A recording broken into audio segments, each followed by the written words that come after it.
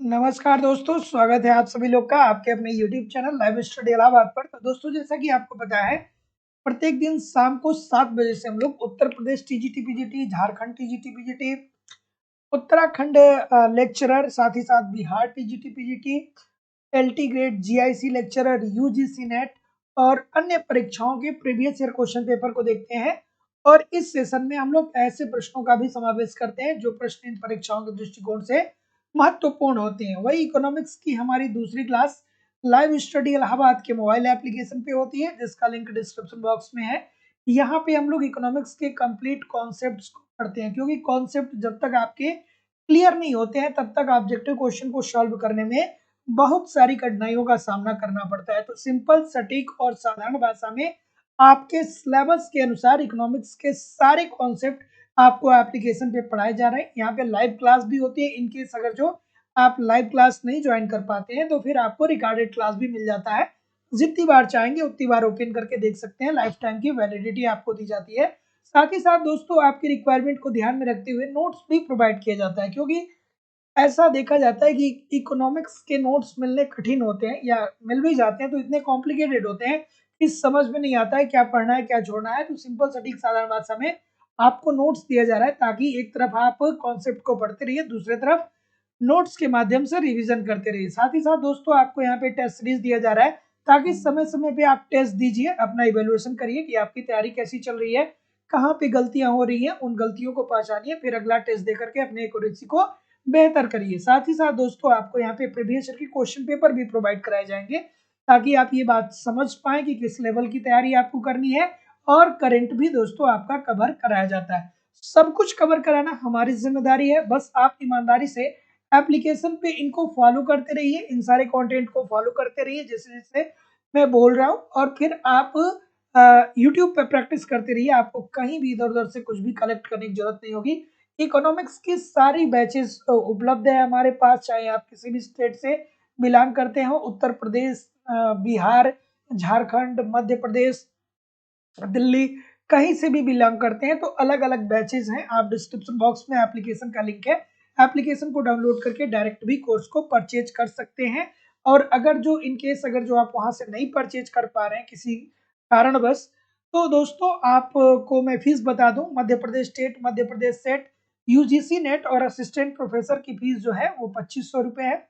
उत्तर Pradesh TGT PGT, Jharkhand TGT PGT, Bihar TGT PGT, Uttarakhand lecturer, LT grade और अन्य परीक्षाओं की फीस केवल और केवल 2000 रुपए है। तो सिंपली एडमिशन लेने के लिए आपको गूगल पे, फोन पे या पेटीएम के माध्यम से अपनी फीस इस नंबर पे पेमेंट करनी होगी, और इसका स्क्रीनशॉट आपको इसी व्हाट्सएप नंबर पे सेंड करना होगा। किसी भी इंक्वायरी के लिए सेम नंबर पे आप मुझे कॉल कर सकते हैं, नीचे भी नंबर आ रहा है देख सकते हैं।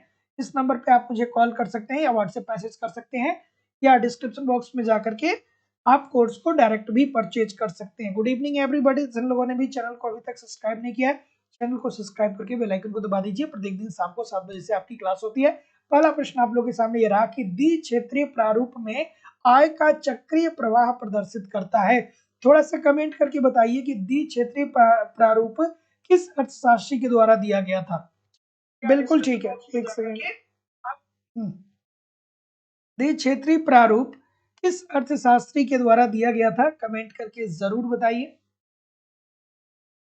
बिल्कुल ठीक है। तो जैसा कि मैं देख पा रहा हूँ, थोड़ा सा मैं एडजस्ट भी कर देता हूँ। ठीक है, द्विक्षेत्रीय प्रारूप की बात कौन करता है, किस अर्थशास्त्री के द्वारा की जाती है?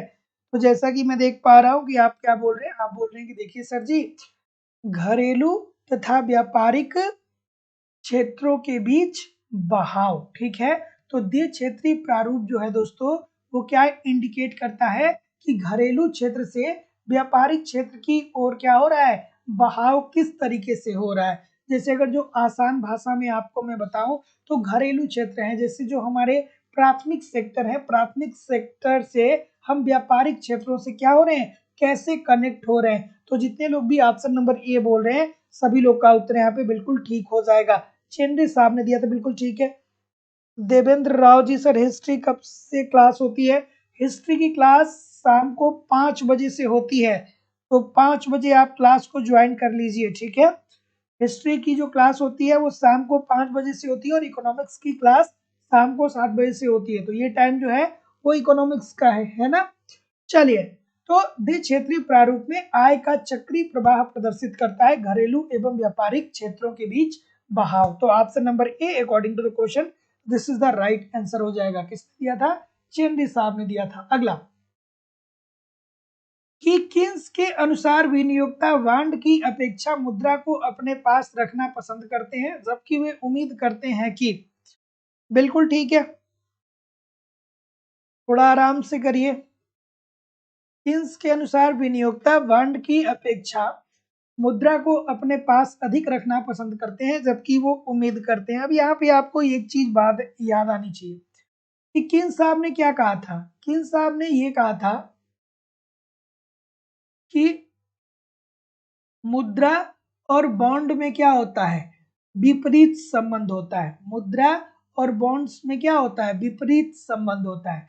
तो देखिए, किन्स के अनुसार विनियोक्ता वांड की अपेक्षा मुद्रा को अपने पास रखना अधिक पसंद करेंगे और वे क्या करेंगे दोस्तों? ये उम्मीद करेंगे कि भविष्य में चल करके ब्याज की दर में क्या होने वाली है? वृद्धि होने वाली है। तो जितने लोग भी यहाँ पे बी बोल रहे हैं सभी लोग का उत्तर ठीक है। तो केन्स के अनुसार विनियोक्ता वांड की अपेक्षा मुद्रा को अपने पास रखना अधिक पसंद करते हैं। ठीक है, केन्स के अनुसार विनियोक्ता बांड की अपेक्षा मुद्रा को अपने पास अधिक रखना पसंद करेंगे जबकि वे उम्मीद करते हैं कि भविष्य में क्या होगा? ब्याज की दर में वृद्धि होगी। एक बात हमें बताइए, जितने लोग भी बी बोल रहे हैं, जितने लोग भी बी बोल रहे हैं, यहाँ पे बॉन्ड की बात होगी या यहाँ पे ब्याज दर की बात होगी? ब्याज दर की बात कब होती है? ब्याज दर की बात तब होती है ना जब ब्याज की दर जब क्या होता है कि मुद्रा की मांग कम होती है। तो ऐसी स्थिति में विनियोक्ता क्या करते हैं? मुद्रा को अपने पास रखते हैं और भविष्य जब ब्याज की दर कम होती है तब विनियोक्ता मुद्रा को अपने पास रखते हैं और वो ये सोचते हैं कि भविष्य में चल करके क्या होगा कि ब्याज की दर में वृद्धि होगी, तब हम अपने मुद्रा को क्या करेंगे? बाहर निकालेंगे। लेकिन यहाँ पे बांड और मुद्रा की बात हो रही है भैया, तो जितने लोग भी बी बोल रहे हैं ना सभी लोग गलत होंगे। यहाँ पे बांड और मुद्रा की बात हो रही है, तो बॉन्ड की कीमतों में जब वृद्धि होगी तब उसको बाहर निकालेंगे। तो यहाँ पे जो उत्तर होगा दोस्तों, वो राइट आंसर जो होगा वो सी होगा। यहाँ पे जैसा कि मैं देख पा रहा हूँ कि ब्याज दर में वृद्धि की वो उम्मीद तो करते हैं, बिल्कुल ठीक है। तरलता जाल आप पढ़ते हैं तो पढ़ते हैं ना कि क्या करते हैं कि जो लोग होते हैं वो मुद्रा को अपने पास रखते हैं, इसलिए रखते हैं कि उनको ये लगता है कि वर्तमान में ब्याज की दर कम है, तो वो लोग वेट करते हैं कि भविष्य में जब ब्याज की दर बढ़ेगी तब हम अपने मुद्रा को बाहर निकालेंगे। लेकिन किन साहब वही दूसरी तरफ ये भी तो बताते हैं भैया कि बॉन्ड और कीमतों के बीच क्या, बॉन्ड और मुद्रा के बीच क्या होता है? विपरीत संबंध होता है। तो वो क्या बोल रहे हैं यहाँ पे कि किन्स के अनुसार विनियोक्ता बांड की अपेक्षा मुद्रा को अपने पास रखना पसंद करेंगे जबकि वे उम्मीद यही करेंगे कि बांड की कीमतों में क्या होगी? आगे चल के वृद्धि होगी। अगला, कि मुद्रा की विनिमय हेतु मांग प्रमुख रूप से फलन होती है। चलिए भाई बताइए, मुद्रा की विनिमय हेतु मांग प्रमुख रूप से किसका फलन होती है भाई? बिल्कुल ठीक है, बिल्कुल ठीक है,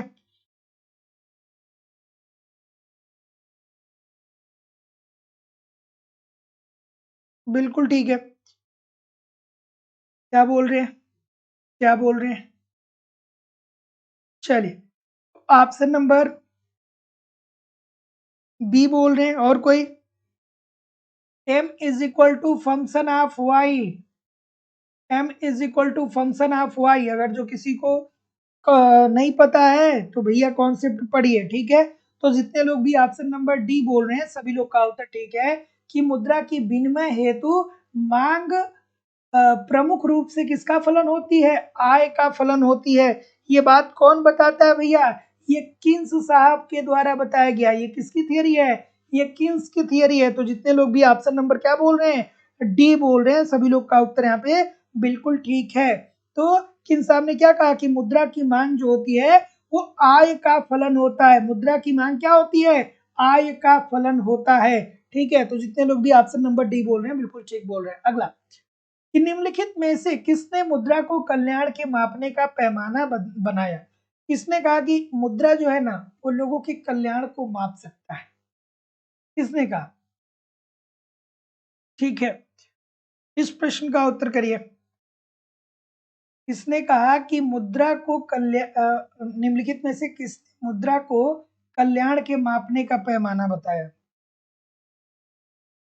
अब देखिए, कॉमन सेंस लगेगा इस प्रश्न में, कॉमन सेंस लगेगा इस प्रश्न में, कॉमन सेंस लगेगा इस प्रश्न में, है ना? किसने कहा था, किसने कहा था कि राष्ट्रीय आय की गणना करते समय हमें उन्हीं वस्तुओं और सेवाओं को सम्मिलित किया जाना करना चाहिए जिनका माप मुद्रा के रूप में संभव है।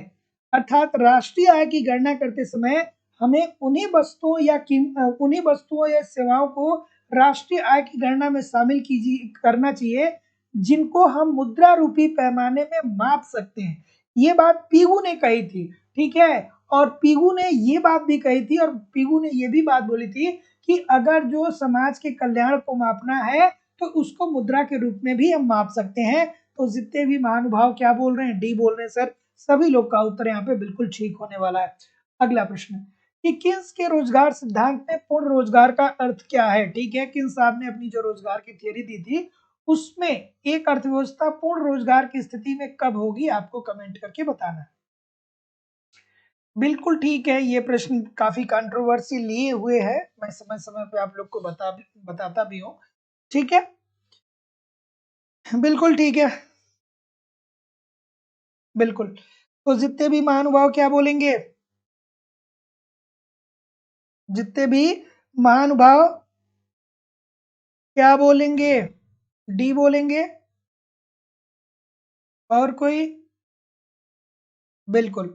तो देखिए दोस्तों, अगर जो आप क्या बोलते हैं कि यूपी पीजीटी की परीक्षा दिए होंगे और यूपी पीजीटी का पेपर अगर जो आपको कहीं मिला होगा तो आयोग के द्वारा यही माना गया है कि किन साहब ने ये कहा कि हमारे पास जो श्रम है उस श्रम का अगर जो हम समुचित उपयोग कर लेते हैं, मतलब जो भी हमारे पास श्रम शक्ति है उस श्रम शक्ति का अगर जो हम प्रयोग कर लेंगे तो हमारी अर्थव्यवस्था पूर्ण रोजगार की स्थिति में पहुंच जाएगी, ऐसा मानना है यूपी पीजीटी का। लेकिन किन साहब की जब थियरी को आप पढ़ेंगे तो उन्होंने ये कहा कि भैया देखिए, हमारे पास जो भी संसाधन है इन संसाधनों का अगर जो हम ठीक तरीके से प्रयोग करेंगे तो ऐसी स्थिति में क्या होगा कि हमें हमें पूर्ण रोजगार की प्राप्ति हो जाएगा। तो अगर जो इकोनॉमिक्स की भाषा से पढ़ेंगे तो ऑप्शन नंबर डी सही होगा, और अगर जो यूपी पीजीटी की बात करें तो ऑप्शन नंबर ए होगा। लेकिन अब आगे चल करके देखिए क्या होता है, आयोग क्या मानता है। लेकिन अगर जो यूपी के अलावा कोई भी एग्जाम आप देते हैं तो ऑप्शन नंबर डी की तरफ जाइएगा। अगला प्रश्न आपके सामने ये रहा कि निम्नलिखित में से कौन सा कथन किन्स के उपभोग फलन के लिए सत्य है? किन्स के उपभोग फलन के लिए कौन सा कथन सत्य है सर, बताइए। चलिए, किन्स के उपभोग फलन के लिए कौन सा कथन सत्य है? निरपेक्ष आय सिद्धांत।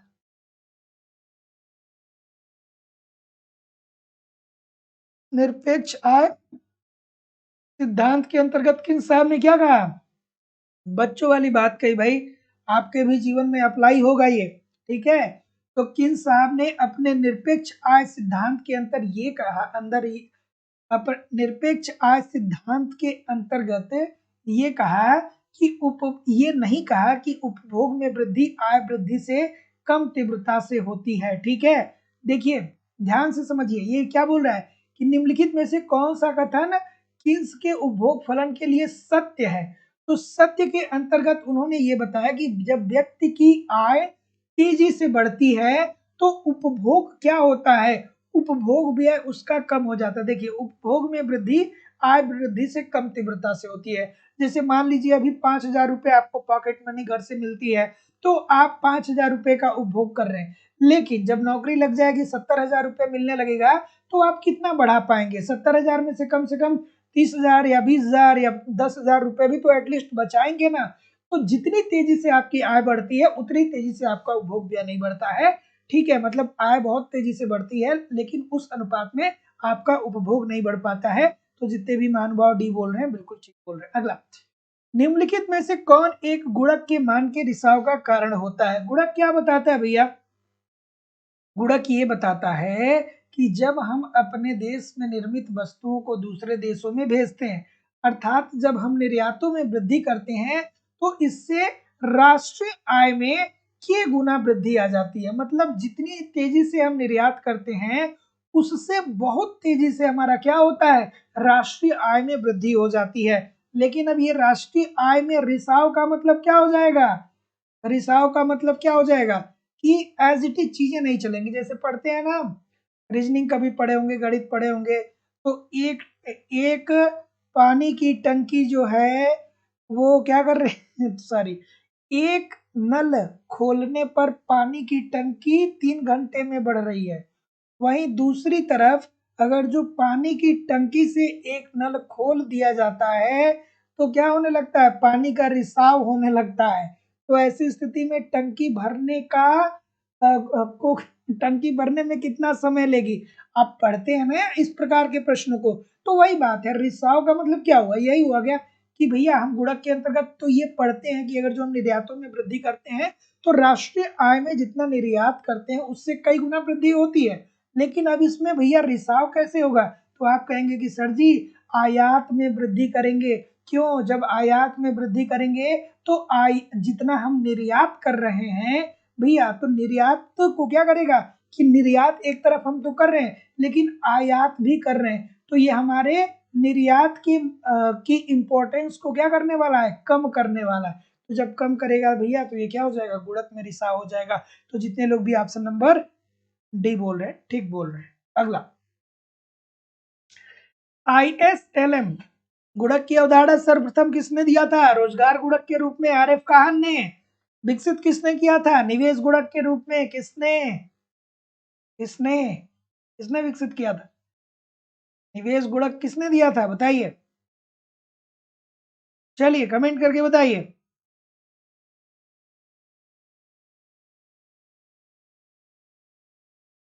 चलिए सर,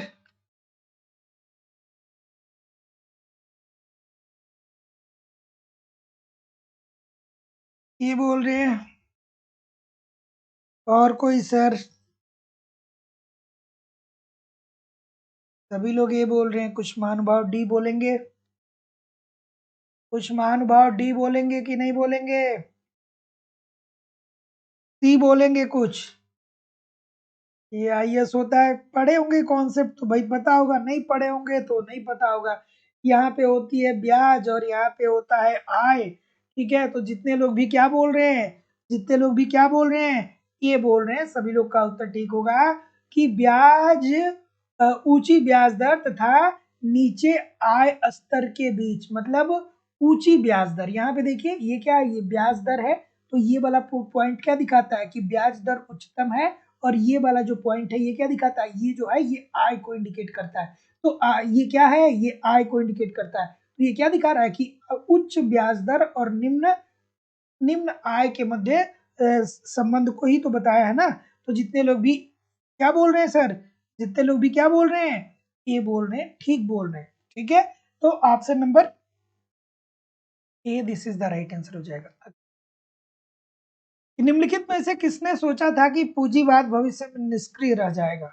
किसने कहा कि भैया पूंजीवाद क्या होगा, भविष्य में निष्क्रिय हो जाएगा? मतलब पूंजीवाद क्या कर लेगा, अपने आप को ही एक दिन खत्म कर लेगा। जैसे कि एक उदाहरण, मैं ये नहीं कह रहा हूं कि ऐसा हो चुका है, लेकिन एक उदाहरण आप देखिए। जैसे दिल्ली को देखिए, बड़े बड़े महानगरों को देखिए, वहां पे कैसी समस्या आ रही है, धुंध बन जा रहा है, वायु प्रदूषण हो रहा है। ठीक है, बहुत सारे लोग क्या हो रहे हैं कि ऐसा कहा जाता है कि जो दिल्ली में रह रहा है, अगर जो पूरी जिंदगी वहां पे जिया है वो, तो उसने अब वो दिल्ली में रहने के कारण, वहां के प्रदूषण के कारण अपनी कुल आय का 10% कम ही जिएगा वो, ऐसा कहा जाता है, क्योंकि वहां पे वातावरण गड़बड़ है। तो भैया दिल्ली क्या कर रहा है कि भैया विकास तो कर रहा है, मुंबई क्या कर रहा है, विकास तो कर रहा है, सब कुछ विकसित हो रहा है, लेकिन हम क्या कर रहे हैं कि अपने आप को ही हानि पहुंचा रहे हैं। तो पूंजीवाद भविष्य में निष्क्रिय हो जाएगा।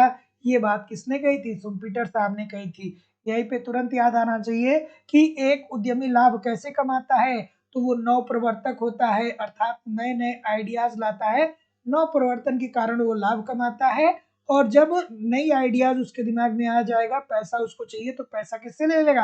बैंक से ऋण ले लेगा। ठीक है, तो जितने भी महानुभाव भी बोल रहे हैं सभी लोग का उत्तर ठीक हो जाएगा। अगला, आवश्यक न्यूनतम प्रयास सिद्धांत किसने विकसित किया? बच्चों वाला प्रश्न है भाई, बच्चों वाला प्रश्न है कि आवश्यक न्यूनतम प्रयास सिद्धांत किस अर्थशास्त्री के द्वारा दिया गया?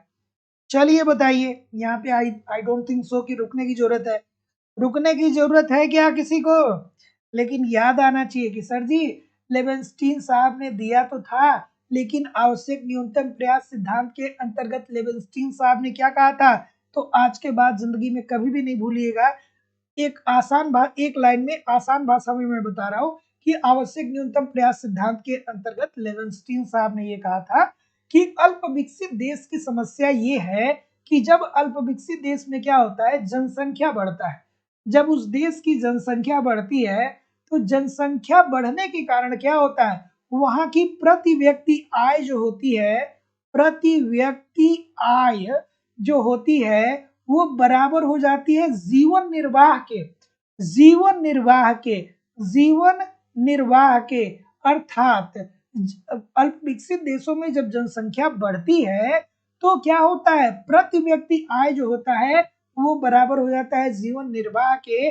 और ऐसी स्थिति में जीवन निर्वाह का मतलब ये होगा कि उस वहां पे लोग रोटी कपड़ा और मकान की ही व्यवस्था कर पाते हैं। उनके पास इतना पैसा नहीं बचता है कि वो किसी निवेश के बारे में सोचे, वो किसी फर्म को खोलने के बारे में सोचे।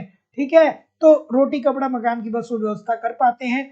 तो ऐसी स्थिति में गवर्नमेंट को क्या करना चाहिए, इतना अर्थव्यवस्था में निवेश करना चाहिए जिससे लोगों की सरकार को क्या करना चाहिए, विनिवेश करना चाहिए, जिससे लोगों की निवेश क्षमता क्या हो सके, बेहतर हो सके। तो जितने भी महानुभाव भी बोल रहे हैं ठीक बोल रहे हैं। अगला, कि हैरड मॉडल के लिए निम्नलिखित में से कौन सा कथन सत्य नहीं है? चलिए भाई, हैरड मॉडल के लिए निम्नलिखित में से कौन सा कथन सत्य नहीं है सर? सभी लोग वीडियो को लाइक और शेयर कर दीजिए। जितने लोग भी लाइक और शेयर नहीं कर रहे हैं मैं क्या बोलूं, आप लाइक शेयर करिए, क्लास आपकी है तो कौन लाइक और शेयर करेगा भाई? इतना सारा मैं क्लास ले रहा हूँ, 550 क्लास हो गई आपकी जब से यूपी टीजीटी पीजीटी का फॉर्म आया है। 550 क्लास लेने के बावजूद भी आप लोग लाइक नहीं कर रहे हैं, बताइए। लोगों को लगता है कि सर जी फीस बहुत ले रहे हैं, 2000 रुपये आपकी फीस है। सोचिए, साढ़े पाँच सौ क्लास यहाँ पे हो गई और एप्लीकेशन पे 180 क्लास के आसपास है कॉन्सेप्ट वाली, में नोट्स अलग है, टेस्ट सीरीज अलग है ना, है कि नहीं है? इतने सारे क्लास हो गए, इतने सारे नोट्स है, इतनी सारी टेस्ट सीरीज है, प्रीवियस ईयर के क्वेश्चन पेपर, इतना सब कुछ मैं प्रोवाइड करा रहा हूँ। आप एक लाइक नहीं करते, एक शेयर नहीं करते, अच्छी बात नहीं है ना। क्या उत्तर आएगा भाई? तो जैसा कि मैं देख पा रहा हूँ कि हैरड मॉडल के लिए निम्नलिखित में से कौन सा कथन सत्य नहीं है? तो ऑप्शन नंबर क्या आ रहा है? सभी लोग भी बोल रहे हैं कि बचत अनुपात बाह्य निर्धारित होता है। तो जितने लोग भी ऑप्शन नंबर बी बोल रहे हैं सब के सब गलत होने वाले हैं। तकनीकी का चुनाव तकनीकी का चुनाव पूंजी की उपलब्धता पे निर्भर करता है, ये बात सत्य नहीं है। ठीक है, तो जितने लोग भी यहाँ पे सी बोल रहे हैं सभी लोग का उत्तर यहाँ पे बिल्कुल ठीक हो जाएगा, बिल्कुल ठीक है। तकनीकी का चुनाव पूंजी उपलब्धता पे निर्भर नहीं करता है। हैरड डोमर मॉडल नहीं पढ़े हैं क्या? पढ़े हैं तो फिर गलत क्यों कर रहे हैं? इतने सारे लोग बी क्यों बोल रहे हैं? तो जितने भी महानुभाव सी बोलेंगे, ठीक है, जितने लोग भी सी बोलेंगे सभी लोग का उत्तर यहाँ पे बिल्कुल ठीक हो जाएगा। इतने सारे लोग गलत कर रहे हैं। हैरेड मॉडल में क्या कहा गया है? यही तो कहा गया है कि जनसंख्या दर व बचत अनुपात बाह्य निर्धारित होता है तथा निवेश आय के वर्तमान समय में वृद्धि पर निर्भर करता है, लेकिन तकनीकी का चुनाव पूंजी की उपलब्धता पर निर्भर नहीं करता है।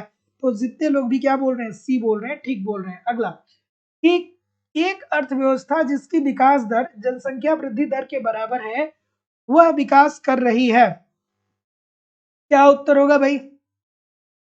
बिल्कुल ठीक है कि एक अर्थव्यवस्था जिसकी विकास दर जनसंख्या वृद्धि दर के बराबर है तो वो विकास कर रही है। क्या उत्तर होगा? फिर वही हैरेड डोमर मॉडल से संबंधित ये प्रश्न है दोस्तों। मैं बार बार बोल रहा हूँ, जो लोग भी एडमिशन लिए हैं या लेने वाले हैं, आप कॉन्सेप्ट की क्लास को बार बार रिवाइज करके देखते रहिए। सारे क्लासेस वहाँ पे उपलब्ध हैं, बार बार क्लास को देखिए। जितनी बार देखेंगे उतनी बार आपको मजा आएगा, उतनी बार कुछ ना कुछ चीजें सीखने को मिलेंगी। सर, कॉन्सेप्ट पढ़ने का मतलब ये नहीं होता है, किसी भी कोर्स को परचेज करने का ये मतलब नहीं होता है कि एक बार पढ़ लिए और रख दिए उसको। उसको रोज पढ़िए, बार बार पढ़िए, बार बार पढ़िए। जितनी बार पढ़ेंगे उतना मजा आएगा, उतनी चीजें सीखने को मिलेंगी। तो क्या बोल रहे हैं सर? ए बोल रहे हैं सभी लोग। प्राकृतिक दर, प्राकृतिक दर को कैसे डिनोट करते हैं भैया? प्राकृतिक दर को कैसे डिनोट करते हैं? जीएन से डिनोट करते हैं ना, बिल्कुल ठीक है। तो वह एक अर्थव्यवस्था जिसकी विकास दर जनसंख्या वृद्धि दर के बराबर होती है वो विकास कर रही है प्राकृतिक दर की। ये हैरेड डोमर मॉडल के अंतर्गत ये बात कही गई है।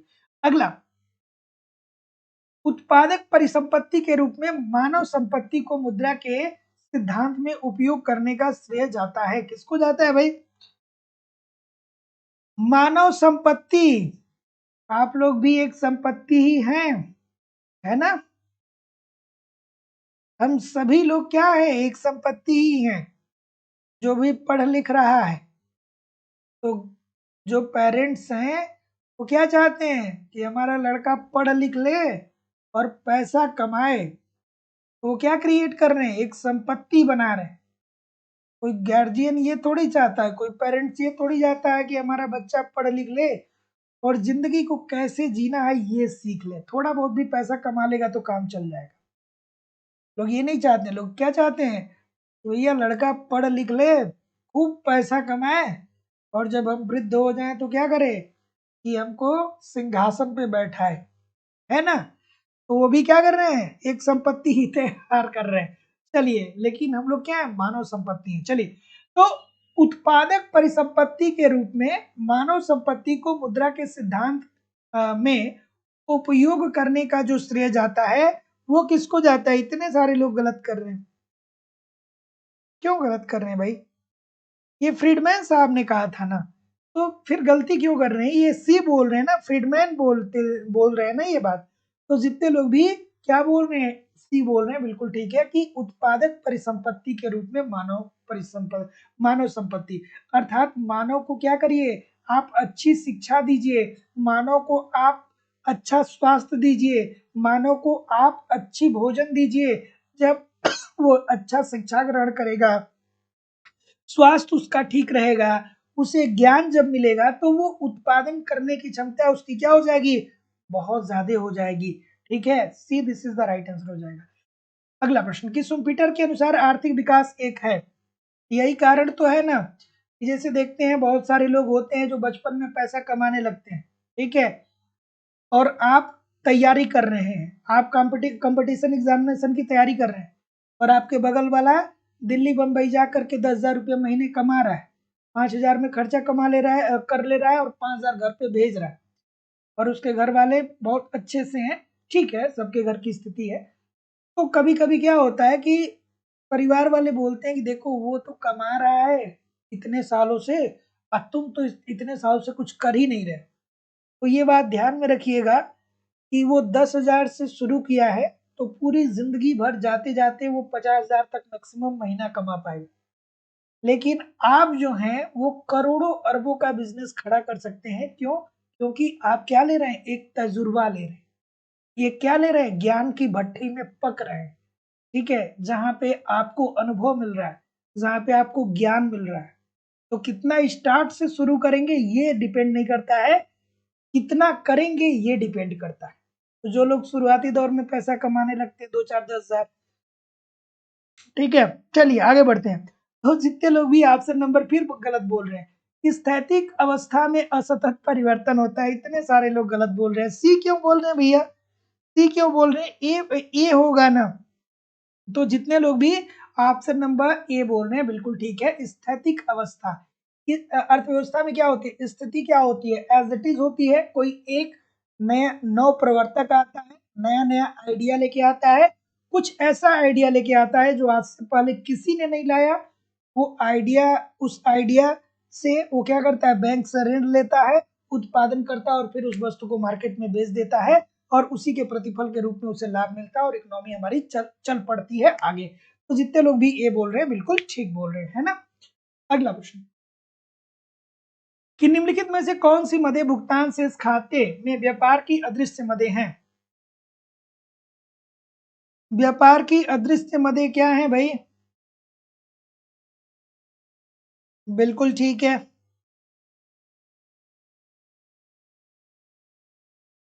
चलिए क्या उत्तर आ रहा है, कि अदृश्य मदें क्या है, एक होती है दृश्य मद और दूसरा क्या होती है, अदृश्य। दृश्य में क्या आता है, आयात और निर्यात आते हैं, आयात व निर्यात आते हैं। जैसे याद रखने के लिए रख लीजिए कि जिस भी वस्तुओं को हम अपने देश में से दूसरे देश में भेजेंगे या जो भी वस्तु दूसरे देश से हमारे देश में आएगी वो दृश्य होगी, उसे हम देख सकते हैं। तो दृश्य मदों के अंतर्गत आयात और निर्यात को शामिल किया जाता है, ठीक है। तो भुगतान शेष के खाते में दृश्य मदों के अंतर्गत आयात व निर्यात को शामिल किया जाता है, जबकि अदृश्य मदों के अंतर्गत हम सेवाओं को सम्मिलित करते हैं। जैसे आप इंडिया में बैठे हैं, यूएसए की कंपनी के लिए कोई कार्य कर रहे हैं, ठीक है। तो विदेशियों को बीमा सेवाओं का विक्रय, बिल्कुल ठीक है, सेवा को शामिल करेंगे। विदेशों से प्राप्त लाभांश, बिल्कुल ठीक है। विदेशी पर्यटकों से प्राप्त आय, मतलब आप सेवा दे रहे हैं तभी तो आपको आय मिल रहा है।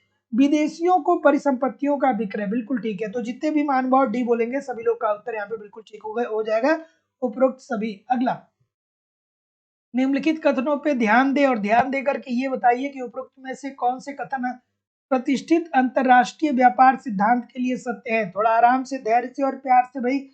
चलिए, जो लोग भी पूरा सेशन को नहीं देख रहे हैं, क्यों नहीं देख रहे हैं भाई, सेशन को पूरा करिए, पूरी क्लास को देखेंगे तभी मैक्सिमम आउटकम मिलेगा, है ना। डिनर करने बैठे हैं, भूख अगर जो 4 रोटी की है, एक रोटी खा के निकल लेंगे तो 2 घंटे बाद क्या होगी, फिर से भूख लग जाएगी। तो ऐसी स्थिति में वही चीज पढ़ाई में भी है, 10 मिनट 20 मिनट पढ़ लेंगे तो उससे आपका सिलेक्शन होने वाला नहीं है। उसके लिए निरंतर, लगातार, बार बार चीजों को पढ़ना पड़ेगा, चीजों को बार बार पढ़ना पड़ेगा, सिलेक्शन जरूर मिलेगा, ठीक है। ठीक है, क्या उत्तर आएगा भाई। तो जितने भी लोग क्या बोल रहे हैं, बी बोल रहे हैं, ठीक बोल रहे हैं कि श्रम उत्पादन का एकमात्र साधन है, बिल्कुल ठीक है। कि प्रतिष्ठित अर्थशास्त्रियों ने क्या कहा था ना कि श्रम जो है उत्पादन का एकमात्र साधन है। मूल्य का श्रम सिद्धांत मान्य है, रिकार्डो साहब को आप रिकार्डो साहब ने बताया ही था ये थियरी, बिल्कुल ठीक है। और क्या है, देश के अंदर श्रम जो है पूर्ण रूप से गतिशील है, देश के अंदर श्रम गतिशील है, बाहर गतिशील नहीं है, ठीक है। उसके बाद क्या सर, व्यापाररत देशों के मध्य, नहीं भैया, अंदर गतिशील है बाहर नहीं। श्रम जो है वो देश के अंदर गतिशील है, बाहर गतिशील नहीं है। तो जितने भी लोग क्या बोल रहे हैं, बी बोल रहे हैं, ठीक बोल रहे हैं। अगला, बिल्कुल, कि कम आय वाले देशों में अल्प रोजगार श्रम विकास की प्रक्रिया में सहायक हो जाता है। ये विचार किसने प्रस्तुत किया था, ठीक है। चलिए, क्या उत्तर आ रहा है,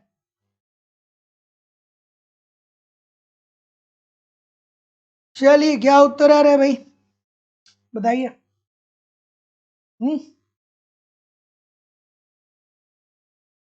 ये बोल रहे हैं, और कोई, ये के अलावा कोई नहीं है। तो कम आय वाले देशों में अल्प रोजगार श्रम विकास की प्रक्रिया में सहायक होता है। ये बात जो कहा था वो लेविस साहब ने कहा था। लेविस साहब का मॉडल आपको तुरंत याद आ जाना चाहिए। लेविस साहब क्या कहते हैं कि भैया अर्थव्यवस्था में दो क्षेत्र है, एक कृषि है और दूसरा क्या है, दूसरा जो है वो उद्योग है। कृषि क्षेत्र में क्या पाया जाता है, श्रम का अतिरेक पाया जाता है। तो इस श्रम के अतिरेक को मूव कराइए। श्रम का अतिरेक क्या होता है कि कृषि में उत्पादन करने के लिए जितने लोगों की जरूरत है उससे ज्यादा लोग लगे हुए हैं। तो ऐसी स्थिति में कृषि से लोगों को मूव कराइए उद्योगों के तरफ। और यही तो वर्तमान समय में हो रहा है कि हर गांव से अब लोग कृषि में उतने ज्यादा संलग्न नहीं हो रहे हैं। हर गांव से लोग दिल्ली जा रहे हैं, मुंबई जा रहे हैं, बड़े बड़े महानगरों में पैसा कमाने जा रहे हैं और जाकर के क्या कर रहे हैं, उद्योगों में काम कर रहे हैं। और उद्योगों में काम कर रहे हैं तो उत्पादन का स्तर बढ़ेगा, उत्पादन का स्तर बढ़ेगा, राष्ट्रीय आय बढ़ेगी, देश क्या करेगा, आर्थिक विकास करेगा। यही बात लेविस साहब ने कहा था भाई। अगला,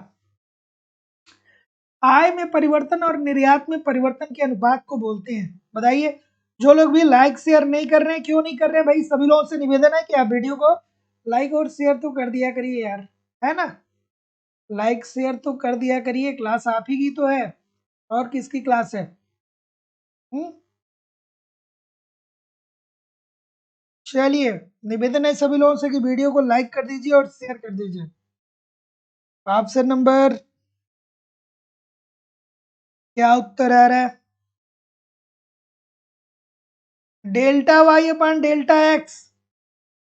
delta Y upon delta X, यही तो है। आय क्या है, डेल्टा वाई। निर्यात क्या है, डेल्टा एक्स। के क्या है, गुणक। ठीक है, तो विदेशी व्यापार गुणक क्या बताता है? चलिए, तो जितने लोग भी ऑप्शन नंबर क्या बोल रहे हैं, ये बोल रहे हैं, सभी लोग का उत्तर यहाँ पे बिल्कुल ठीक हो जाएगा। तो विदेशी व्यापार गुणक क्या होता है? आयात और निर्यात में परिवर्तन होता है। ये आय नहीं होना चाहिए यार, ये आयात होना चाहिए। वही मैं बोल रहा हूँ, मैं कंफ्यूज हो रहा हूँ। नहीं, delta X upon delta Y नहीं होगा, ये आय नहीं होगा, ये आयात होगा दोस्तों। आयात और निर्यात होगा, ये मिसप्रिंट दिया है। वही मैं बोल रहा हूँ कि ये तो सारा कॉन्सेप्ट ही गड़बड़ हो जा रहा है। ठीक है, तो आयात और निर्यात में परिवर्तन किसका अनुपात होता है? तो ये होता है दोस्तों विदेशी व्यापार गुणक का। तो जितने लोग भी ए बोल रहे हैं सर, सभी लोग का उत्तर यहाँ पे बिल्कुल ठीक हो जाएगा। Option number A according to the question this is the right answer हो जाएगा। तो विदेशी व्यापार गुणक इज इक्वल टू क्या होता है? आयात में परिवर्तन अपान निर्यातों में परिवर्तन। ठीक है, अगला, थोड़ा सा एडजस्ट करना पड़ेगा। चलिए भाई, ध्यान दीजिए, ध्यान दीजिए इस प्रश्न का, इस प्रश्न के ऊपर ध्यान दीजिए। निरुपमा सिंह जी, संजय कुमार जी, अदिति सिंह जी, विकास मिश्रा जी, सदानंद जी, मीनू यादव जी, कुमारी जानवी जी, प्रीति सिंह जी, ज्योति चौरसिया जी, राजकुमार प्रजापति जी, अरुणिमा तिवारी जी, बताइए क्या उत्तर होगा सर? क्या उत्तर होगा? ये बोल रहे हैं, हा? और कोई ए के अलावा? चलिए सर, सभी लोग ये बोल रहे हैं क्या? तो आयात प्रशुल्क लगने पर आयातित वस्तु की कीमत में वृद्धि की संभावना होती है। बात बिल्कुल ठीक है भैया। जैसे दीपावली के टाइम हम क्या करते हैं, झालर मंगवाते हैं चाइना से। अगर जो गवर्नमेंट ने उसके ऊपर टैक्स ज्यादा लगा दिया तो क्या हो जाएगा? जब टैक्स ज्यादा, जैसे मान लीजिए पहले वो बस 10 रुपए की हमको मिल जाती थी, अब गवर्नमेंट ने 2 रुपया उस पर ज्यादा टैक्स लगा दिया। तो जब 2 रुपया टैक्स गवर्नमेंट ने लगा दिया तो उसने कहा कि भैया भारतीयों से ही हम लेंगे, अब ये वस्तु 12 रुपए की हो जाएगी। तो जाहिर सी बात है कि आयातित वस्तु पे कीमत आयात प्रशुल्क लगने पर आयातित वस्तु की कीमतों में क्या होती है? वृद्धि होती है। देयर इज नो डाउट, 100% ठीक है। चलिए, वह कीमत वृद्धि व्यापाररत देशों में वस्तु की मांग तथा पूर्ति की लोचों पे निर्भर करती है। बिल्कुल ठीक है भैया, मांग व पूर्ति की शक्तियों के आधार पे क्या होता है, कीमतों का निर्धारण होता है। अगर जो मांग लोचदार है तो ऐसी स्थिति में क्या होता है कि वस्तुओं जो कर का भार वहन करेगा वो विक्रेता वहन करेगा, अगर जो बेलोचदार है तो कौन वहन करेगा, क्रेता वहन करेगा। चलिए भाई,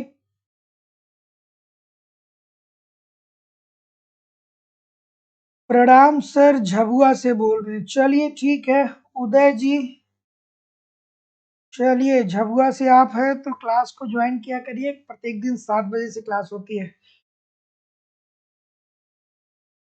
सर ऑब्जेक्टिव की क्लास इतनी होती है कि थियरी भी होती है, थियरी की क्लास एप्लीकेशन पे होती है, लाइव स्टडी इलाहाबाद के मोबाइल एप्लीकेशन थियरी की क्लास होती है ना।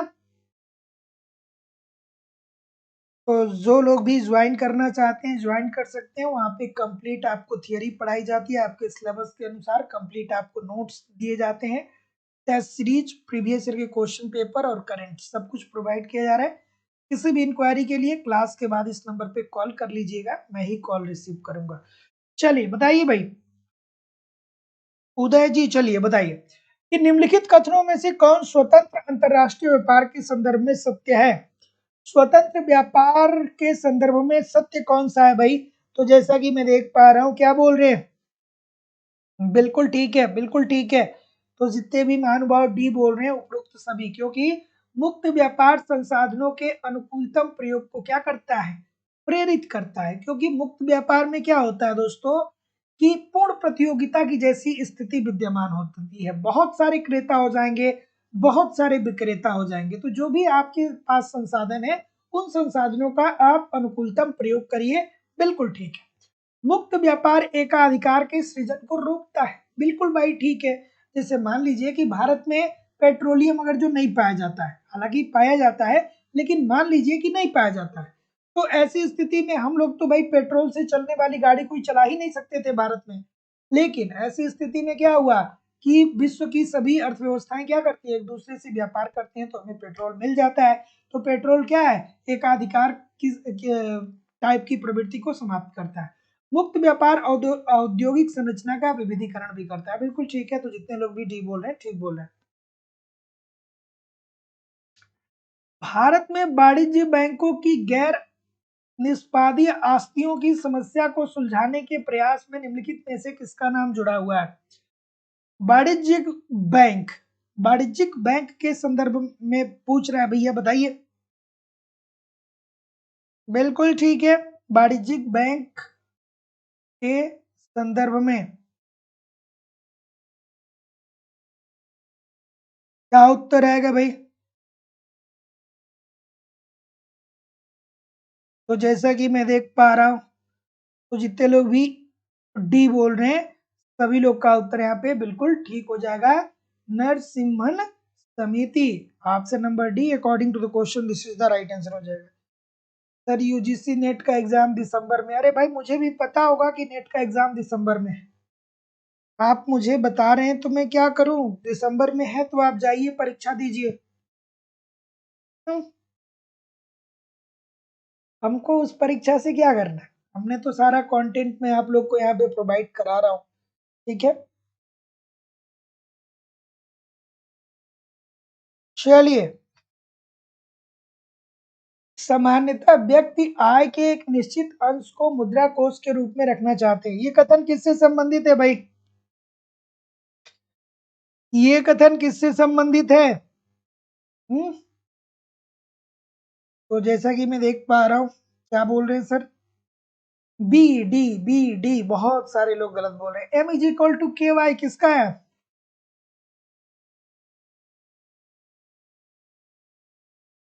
किसका है भाई ये कैम्ब्रिज समीकरण है ना सर, फिर गलत क्यों कर रहे हैं कि सामान्यतः व्यक्ति की आय सामान्यतः व्यक्ति आय के एक निश्चित अंश को मुद्रा को या ये कही गई है कैम्ब्रिज समीकरण के अंतर्गत। तो जितने जितने लोग भी यहाँ पे बी बोल रहे हैं सभी लोग का उत्तर यहाँ पे बिल्कुल ठीक है, कैम्ब्रिज समीकरण this is the right answer हो जाएगा। अगला प्रश्न कि भू भूमि या आय एवं धन के वितरण में असमानताओं को मापा और दर्शाया जा सकता है। बिल्कुल ठीक है। हम्म, क्या उत्तर आ रहा है भाई? भूमि या आय एवं धन के वितरण, आय और धन के मध्य माध्यम से व्यक्त किया जाता है भैया। ऑप्शन नंबर बिल्कुल ठीक है, बी बोल रहे हैं सभी लोग बी बोल रहे हैं।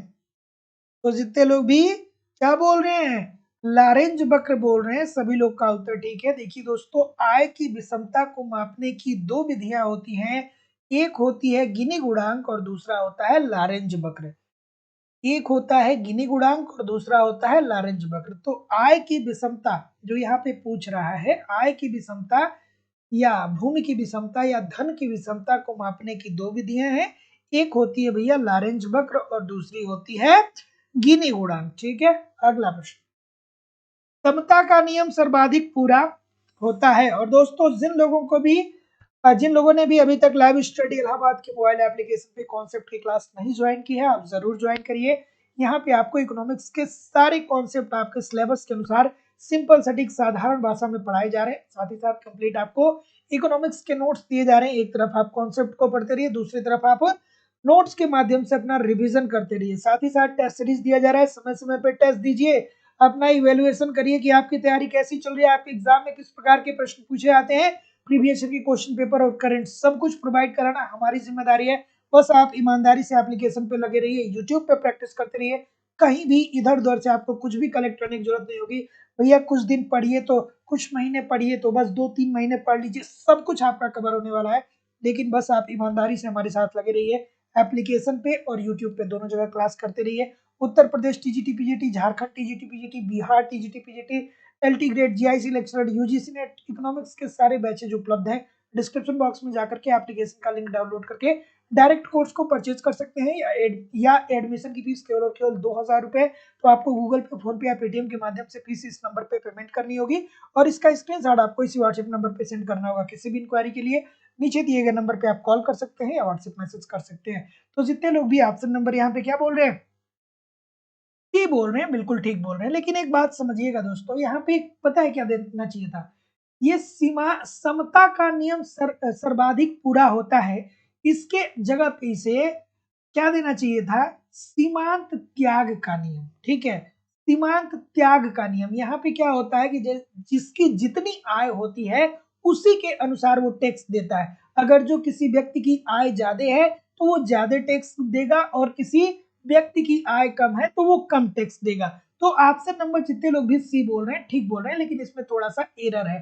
ठीक है, ये कौन बात करता है, ये एडम स्मिथ साहब क्या बोलते हैं, टैक्सेशन के संदर्भ में क्या देते हैं, चार टैक्सेशन के संदर्भ में क्या देते हैं, चार सिद्धांत देते हैं ना। क्या बोलते हैं, कहते हैं भैया देखिए कि आप टैक्स ऐसे लगाइए कि क्या हो, समता का नियम वहां लगता हो, अर्थात सबकी सीमांत त्याग बराबर होनी चाहिए। फिर वहां पे वो क्या बताते हैं, कहते हैं निश्चितता का नियम, टैक्स ऐसा लगाइए जो जो निश्चित हो, ताकि टैक्स पेयर आसानी से उसे माइंड मेकअप करके दे सके। तीसरा उन्होंने क्या बताया, मितव्ययता का नियम, जिसमें क्या कहा था कि भैया टैक्स कम से कम लगाइए। और चौथा नियम कौन बताया था, कमेंट करके आप मुझे जरूर बताइएगा सर। चलिए अगला, अगला कि हिनार्थ प्रबंध की नीति की इसलिए आलोचना की जाती है। हिनार्थ प्रबंध मतलब क्या होता है भैया, जिसे हम क्या बोलते हैं, घाटे की वित्त व्यवस्था। घाटे की वित्त व्यवस्था। और घाटे की वित्त व्यवस्था क्या होती है सर, घाटे की वित्त व्यवस्था क्या होती है कि सरकार की आय कम होती है, लेकिन सरकार अपनी आय से ज्यादा क्या करता है, अर्थव्यवस्था में व्यय करता है। सरकार आय कहाँ से प्राप्त करता है, कर के माध्यम से, जो प्रत्यक्ष और अप्रत्यक्ष कर होते हैं, या वो ऋण लेता है, आंतरिक ऋण ले सकता है, वह ऋण ले सकता है। और व्यय कहाँ पे करता है, देश की आधारभूत संरचना पे, शिक्षा, स्वास्थ्य, परिवहन, बिजली, गरीबी कैसे हटाई जाए, भुखमरी कैसे हटाई जाए, इस पे गवर्नमेंट क्या करता है, पैसा व्यय करता है भैया। तो बताइए कि हिनार्थ प्रबंध अर्थात घाटे की वित्त व्यवस्था, इसमें क्या होता है, सरकार अपनी आय से ज्यादा व्यय करता है। तो ऐसी स्थिति में अर्थव्यवस्था में व्यय ज्यादा होता है तो मुद्रा की पूर्ति क्या होती है, बढ़ती है। जब मुद्रा की पूर्ति बढ़ती है भैया तो लोग अमीर होने लगते हैं, जब लोग अमीर होने लगते हैं तो उनकी क्रय शक्ति बढ़ जाती है, वो वस्तुओं की ज्यादा मांग करते हैं, मांग ज्यादा करते हैं, तो ऐसी स्थिति में मांग बढ़ जाती है, पूर्ति जो होता है उतना नहीं बढ़ता, अर्थात मांग बढ़ जाता है लेकिन वस्तुओं की पूर्ति उतनी नहीं हो पाती है जितना मांग होता है। तो जब ज्यादा मांग होगा, वस्तुएं कम होंगी, तो ऐसी स्थिति में महंगाई आ जाएगी, और महंगाई को ही हम क्या बोलेंगे, मुद्रास्फीति बोलेंगे। तो जितने लोग भी मुद्रास्फीति को बढ़ावा देते हैं, बोल रहे हैं, सभी लोग का उत्तर यहाँ पे बिल्कुल ठीक हो जाएगा। अगला चलिए बताइए सर।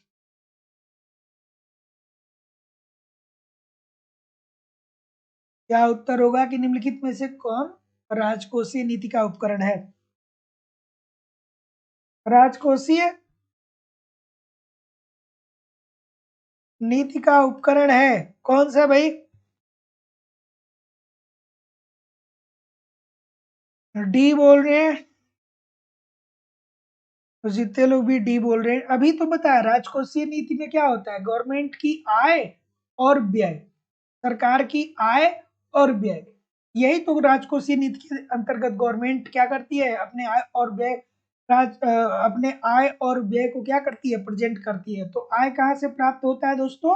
कर के माध्यम से, ठीक है, या वो सार्वजनिक ऋण ले सकती है, आंतरिक ऋण या बाह्य ऋण भी ले सकती है। और व्यय कहाँ पे करती है, अभी मैंने बताया सार्वजनिक व्यय, शिक्षा, स्वास्थ्य, परिवहन, बिजली पे व्यय कर सकती है, उपरोक्त सभी। 8वीं पंचवर्षीय योजना में सार्वजनिक व्यय का अधिकतम प्रतिशत था। चलिए, 8वीं पंचवर्षीय योजना में गवर्नमेंट ने सबसे ज्यादा व्यय किस पे किया भाई, कमेंट करके बताइए। सभी लोग वीडियो को लाइक और शेयर भी जरूर किया करिए, निवेदन है सभी लोगों से। इतने सारे लोग क्लास देख रहे हैं, फिर भी लाइक और शेयर की संख्या बहुत कम है। राघवेंद्र यादव जी, अंकुश सिंह यादव जी, बिल्कुल ठीक है। राजन सिंह जी, तस्नीम जी, लाल बहादुर जी, ठीक है, बहुत सारे लोग आ रहे हैं, फिर ठीक है। राजदीप जी, ठीक। क्या उत्तर आ रहा है भैया? तो जितने लोग भी एनर्जी पे बोल रहे हैं, अर्थात ऊर्जा पे बोल रहे हैं, सभी लोग का उत्तर यहाँ पे बिल्कुल ठीक है कि 8वीं पंचवर्षीय योजना में सर्वाधिक व्यय जो है वो किस पे किया गया, ऊर्जा पे किया गया। तो ऑप्शन नंबर क्या बोल रहे हैं, सी बोल रहे हैं, सभी लोग का उत्तर यहाँ पे बिल्कुल ठीक हो जाएगा। 8वीं पंचवर्षीय योजना की थीम क्या थी? 8वीं पंचवर्षीय योजना की थीम क्या थी? मैं बार बार आपको बोलता हूँ, जब भी पंचवर्षीय योजना है तुरंत आपको याद आना चाहिए, प्रथम पंचवर्षीय योजना हैरड डोमर मॉडल पे आधारित थी, द्वितीय पंचवर्षीय योजना पीसी महालनोबिस मॉडल पे आधारित थी। उसके बाद आता है योजना अवकाश 1966 से लेकर के 69 तक। फिर 5वीं पंचवर्षीय योजना गरीबी हटाओ। 8वीं पंचवर्षीय योजना में आपसे पूछ रहा हूँ। 11वीं पंचवर्षीय योजना समावेशी विकास। 12वीं और अंतिम पंचवर्षीय योजना उच्चतर समावेशी विकास। इससे एक प्रश्न पक्का आपके पेपर में पूछा जाता है। तो जैसा कि मैं देख पा रहा हूँ, हाँ, क्या बोल रहे हैं? तो जितने लोग भी सी बोल रहे हैं, सभी लोग का उत्तर यहाँ पे बिल्कुल ठीक है कि 8वीं पंचवर्षीय योजना में सर्वाधिक व्यय जो किया गया था वो किस पे किया गया था, ऊर्जा पे किया गया था, बिल्कुल ठीक है। अगला, अगला, कि निम्नलिखित कथनों में से कौन एक सही नहीं है? इसमें से कौन सा, तो इसमें से कौन सा सही नहीं है? क्या उत्तर होगा?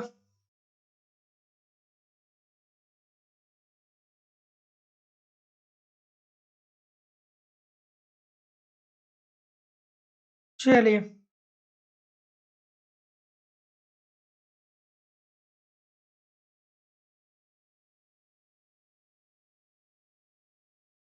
निम्नलिखित कथनों में से कौन सा सही नहीं है? हम्म, ए सी, हाँ, तो अंतर्राष्ट्रीय मुद्रा कोष भारत ने निरक्षरता को दूर करने में सहायता दी है। नहीं भैया, अंतर्राष्ट्रीय मुद्रा कोष जो होता है वो अपने सदस्य देशों को भुगतान असंतुलन दूर करने के लिए साख प्रोवाइड कराता है, ठीक है। तो अंतर्राष्ट्रीय मुद्रा कोष अर्थात जो आईएमएफ होता है, उसका केवल और केवल एक ही कार्य है कि वो अपने सदस्य देशों को भुगतान असंतुलन की समस्या को दूर करने के लिए क्या करता है, साख उत्पन्न कराता है, निरक्षरता दूर करने के लिए पैसा थोड़ी देता है। अगला, आईएमएफ की स्थापना हुई थी 1945 में। कार्य कब शुरू किया? 1947 में। आईएमएफ और विश्व बैंक को जुड़वा बहने बोला जाता है, जुड़वा संस्थाएं बोली जाती हैं, है ना? सब याद आना चाहिए। इतनी बार बताया हूँ, बार बार बोलता हूँ, तो मुझे लगता है कि जो पुराने वाले बच्चे होंगे वो इरिटेट हो रहे होंगे सब कि सर कितनी बार बताएंगे आईएमएफ की स्थापना कब हुई। लेकिन भैया थोड़ा सा मैनेज करिएगा, नए बच्चे भी तो हैं, कुछ लोग ऐसे भी तो हैं जो नए आते हैं, ठीक है? तो बिक्री कर का भार क्या होगा भैया? बिक्री कर का भार, तो देखिए सर, ये बिक्री जो कर का भार होता है वो मांग और पूर्ति की लोच के अनुपात में बढ़ता है, ठीक है?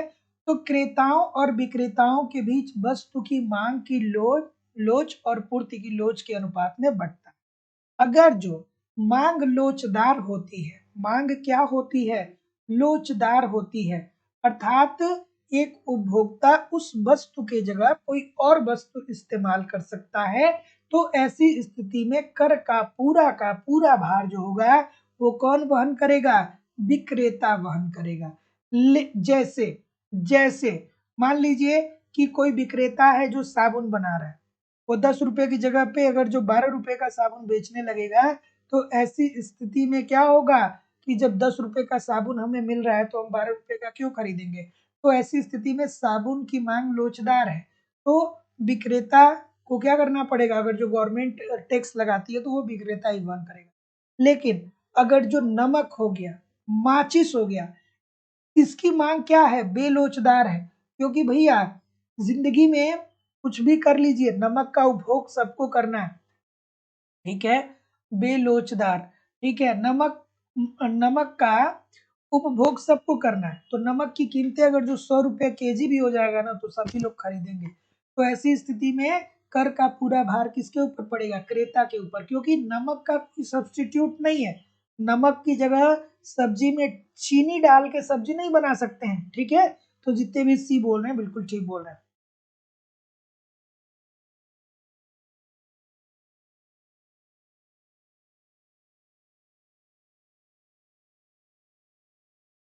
चलिए,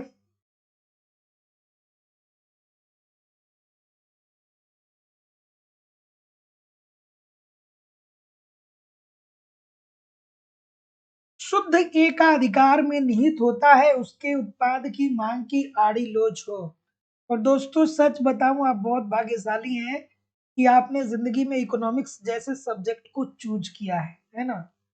अगर जो आप इकोनॉमिक्स वाकई में थोड़ा सा मन लगा करके पढ़ देंगे तो बहुत आसान है। जाइए उन लोगों से पूछिए जो लोग हिस्ट्री लेकर के बैठे, उनको एंशिएंट पढ़ना है, मीडुअल पढ़ना है, मॉडर्न पढ़ना है, विश्व का इतिहास, इतने सारे शासक, इतने सारे कालखंड, इतनी सारी चीजें हैं कि वो सब मतलब आउट ऑफ कंट्रोल है।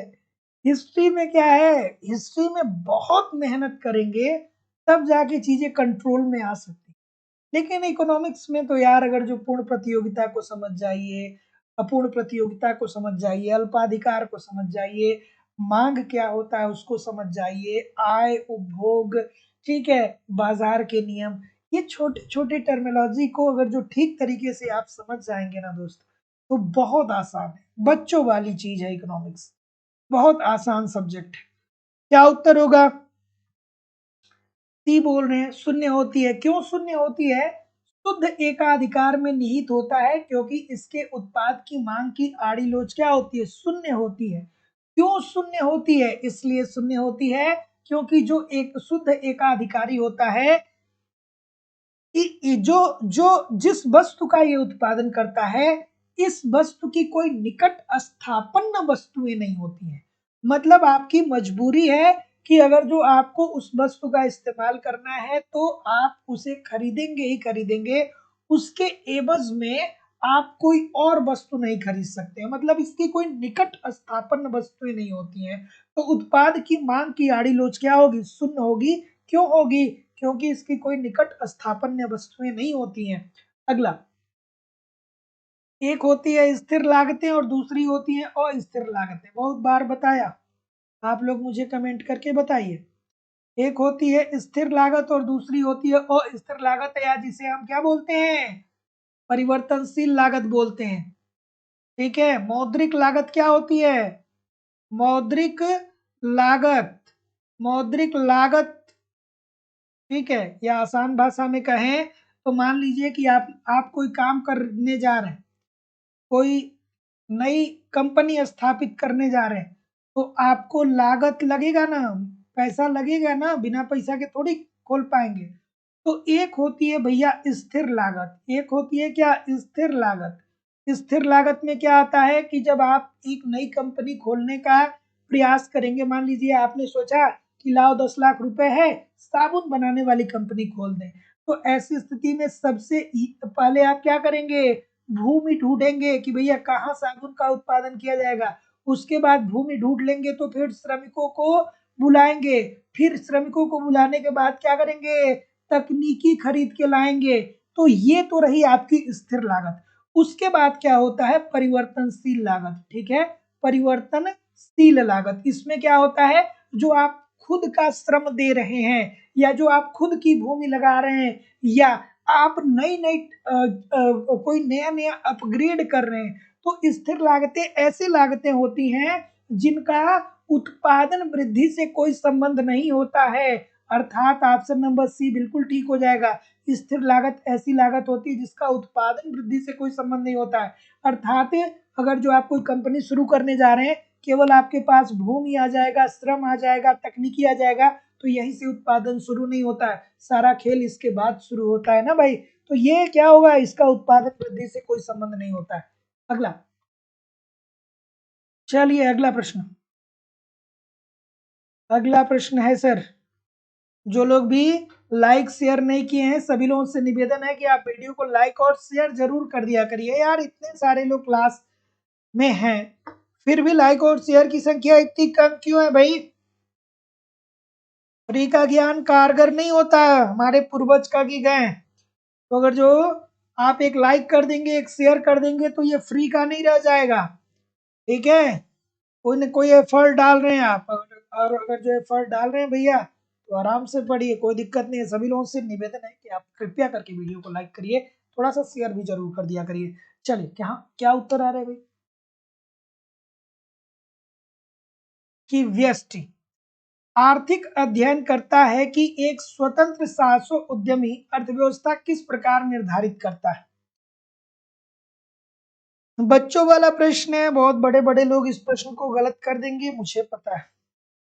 डी बोल रहे हैं, सभी लोग डी बोल रहे हैं, डी के अलावा कोई नहीं है, कोई भी नहीं है डी के अलावा, कोई नहीं है। तो जितने भी महानुभाव डी बोल रहे हैं, सभी लोग का उत्तर यहाँ पे बिल्कुल ठीक है। वो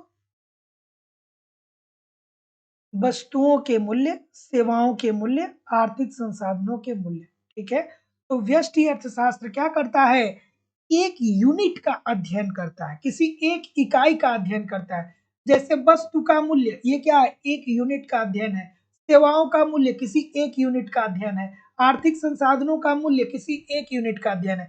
अर्थात कीमत का अगर जो अध्ययन हो रहा है, तो ये किसके अंतर्गत आ जाएगा, व्यष्टि अर्थशास्त्र के किसी एक यूनिट। जैसे किसी एक फर्म का अध्ययन किया जाए, किसी एक उद्योग का अध्ययन किया जाए, किसी एक व्यक्ति के आय का अध्ययन किया जाए, तो ये व्यष्टि अर्थशास्त्र का मामला है। और समष्टि अर्थशास्त्र के अंतर्गत क्या आता है, समष्टि अर्थशास्त्र के अंतर्गत अर्थव्यवस्था के संपूर्ण पहलुओं का अध्ययन किया जाता है। तो ऑप्शन नंबर डी। अगला, वर्गर्सन मापदंड संबंधित है, वर्गर्सन मापदंड।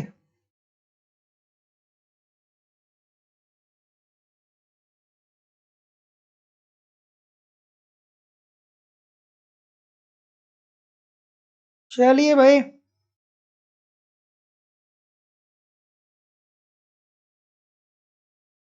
वर्गर्सन मापदंड संबंधित है।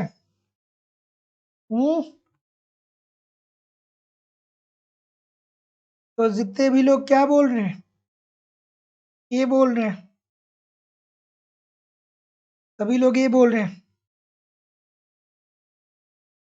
ठीक है। तो ये बताता है कल्याण अर्थशास्त्र से। और ये क्या बोलता है, अगर जो आसान भाषा में बात करें तो अर्थव्यवस्था में उत्पादन किस प्रकार का होना चाहिए और वितरण किस तरीके का होना चाहिए, ठीक है। वितरण, ठीक है। तो अर्थव्यवस्था में अनुकूलतम उत्पादन और अनुकूलतम वितरण को ये प्रदर्शित करता है वर्गरसन मापदंड। और ये कल्याण अर्थशास्त्र से संबंधित है। तो जितने भी महानुभाव ये बोल रहे हैं ठीक बोल रहे हैं। अगला कि एच एफ नाइट की अनिश्चितता की अवधारणा के संबंध में निम्नलिखित में से कौन सा कथन सही नहीं है। नाइट साहब ने दिया था ना कि एक जो उद्यमी होता है वो अनिश्चितता उठाने के कारण ही लाभ कमाता है। एक उद्यमी जो होता है वो क्या करता है कि भविष्य में देखता है कि भैया सर्टेनिटी नहीं है कि अगर जो 1 लाख रुपए हम उत्पादन में लगा रहे हैं तो हो सकता है कि भविष्य में हमें नुकसान भी हो जाए और लाभ भी हो जाए। लेकिन इन अनिश्चितता के बावजूद भी, इस अनसर्टेनिटी के बाद भी वो क्या करता है, वो उत्पादन करता है। और जब उत्पादन करता है और भविष्य में उसे लाभ मिलता है तो ये जो लाभ मिलता है वो क्या है, उसके जोखिम वहन करने का पुरस्कार है। ये हमारे नाइट साहब बताते हैं। चलिए सर बता दीजिए आप क्या बोल रहे हैं, बी बोल रहे हैं। तो जितने भी महानुभाव बी बोल रहे हैं ठीक बोल रहे हैं सर, कि इसमें केवल वे जोखिमें आती हैं जिनका सांख्यिकी अनुमान या मान नहीं लगाया जा सकता है। नहीं भैया, इसमें ऐसी केवल वो जोखिमें नहीं आती हैं जिन्हें संख्याओं के रूप में प्रदर्शित करें। अरे भाई, किसी बिजनेस को शुरू करने के लिए चलिए मान लीजिए कि आपने 1 लाख रुपया लगा दिया, लेकिन 1 लाख रुपया लगाया उसमें आपका दिमाग भी काम करेगा, आप अपने हाथों से भी काम करेंगे, तो दिमागी रूप से भी आप कार्य कर रहे हैं, फिजिकली रूप से भी आप कार्य कर रहे हैं, हर तरीके से आप कर रहे हैं। तो ऐसा नहीं है कि नुकसान होगा तो केवल आपके पैसे का होगा, हर चीज का नुकसान होगा। अगला, परिवर्तनीय साधन का औसत उत्पादन अधिकतम होता है जब, ठीक है। जिन लोगों ने भी चैनल को सब्सक्राइब नहीं किया है, चैनल को सब्सक्राइब करके बेल आइकन को जरूर क्लिक कर दीजिए। क्या उत्तर आ रहा है सर? बिल्कुल ठीक है। ऑप्शन नंबर, बिल्कुल ठीक है। रिस्क, अनसर्टेनिटी एंड प्रॉफिट, ये पुस्तक थी नाइट साहब की, याद रखिएगा। बिल्कुल ठीक है। अरे भाई, ये देखिए ना इसमें क्या दिया है, कौन सा सही नहीं है। सही नहीं है, ये नहीं की बात कर रहा है। तो नहीं की बात कर रहा है तो ये ना होगा, बी ना होगा, ये तो सही है। ये तो सही है, ए वाला तो सही है, ये नहीं की बात कर रहा है ना। चलिए, परिवर्तनीय साधन का औसत उत्पादन अधिकतम होता है।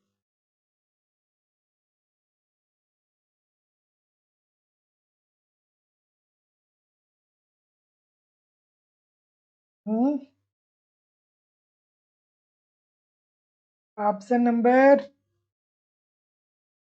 सी।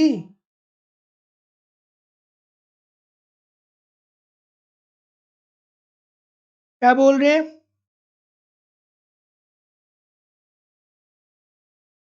क्या आप ये सोच रहे हैं क्या कि जोखिम और गैर जोखिम बीमा अयोग्य जोखिमों की बात कर रहे हैं क्या?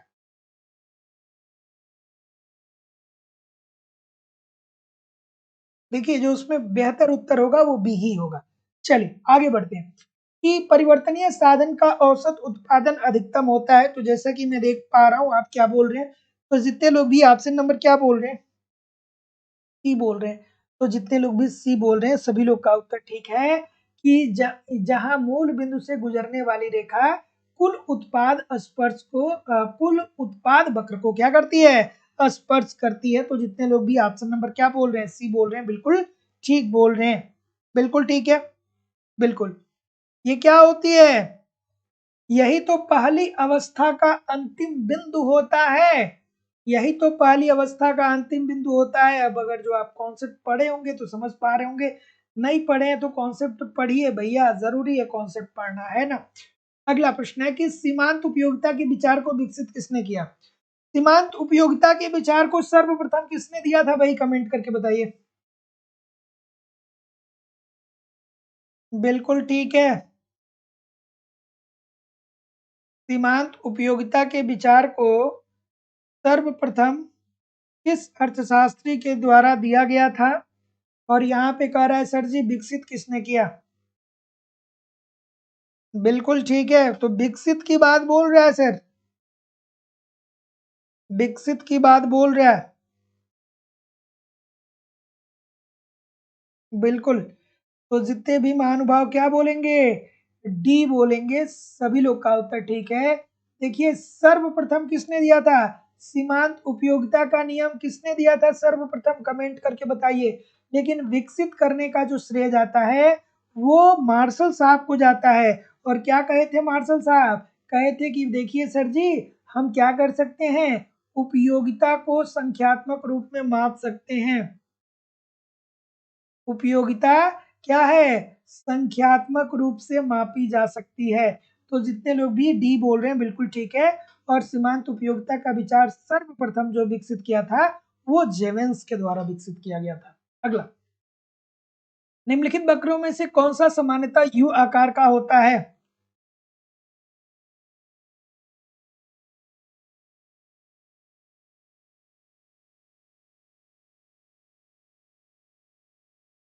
चलिए भाई,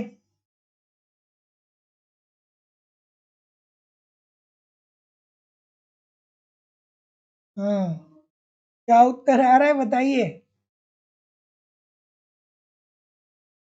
हैं? सी बोल रहे हैं, यू आकार के होते हैं। औसत लागत वक्र को देखा होगा, पढ़ा होगा तो जानते ही होंगे, होता ही होता है, ठीक है। औसत परिवर्तनशील लागत वक्र भी होता है, सीमांत लागत वक्र भी होता है, औसत स्थिर लागत, ये आयताकार अतिप्रबलय होता है, ये यू आकार का नहीं होता, ये आयताकार अतिप्रबलय होता है। तो यहाँ पे जितने लोग भी सी बोल रहे हैं, एक दो तीन बोल रहे हैं, बिल्कुल ठीक बोल रहे हैं। अगला, मौद्रिक मजदूरी दर में कटौती किन्सियन विचार के अनुसार श्रम के लिए रोजगार के अवसर नहीं बढ़ाता है। क्यों नहीं बढ़ाता है भाई, बिल्कुल ठीक है।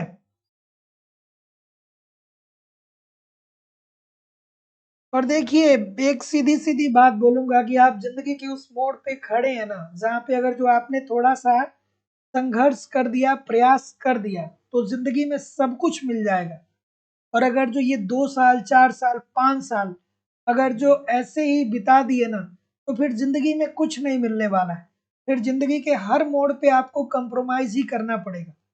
बहुत सारे लोग को लगता है कि यार क्लास चल रही है, लोग पढ़ रहे हैं, हम भी पढ़ रहे हैं, लेकिन क्यों क्लास चल रही है, क्लास इसीलिए तो चल रही है कि आप बेहतर पढ़ें, आपको सफलता मिले, सफलता मिले, ताकि दूसरे की आप गुलामी न करें, दूसरा व्यक्ति आपका यूज न करे, दूसरे लोग क्या करें, ये ना कहें कि ये लोग कपड़ा धुल दो, वॉशिंग मशीन में नहीं धुना, धुलना, हाथ से धुलना, क्योंकि वॉशिंग मशीन में कपड़ा खराब हो जाता है, ठीक है। तो आप अगर जो चाहते हैं कि जिंदगी की बहुत सारी समस्याओं से बच जाएं, तो यार छोड़ दीजिए सब कुछ, छोड़ दीजिए सब कुछ। साल भर 2 साल कितना साल बीत जाएगा भाई, आज नहीं तो कल सफलता मिलेगी। लेकिन मेहनत तो करिए, प्रयास तो करिए, नहीं करेंगे तो क्या होने वाला है, क्या होगा। उन्होंने हमसे ये कह दिया, उन्होंने हमारे खिलाफ ये बोल दिया, उनको तो हम बता देंगे, ठीक है। इस तरीके की चीजें चलती रहेंगी जिंदगी भर। और ठीक है, चलिए इस प्रश्न का उत्तर करिए।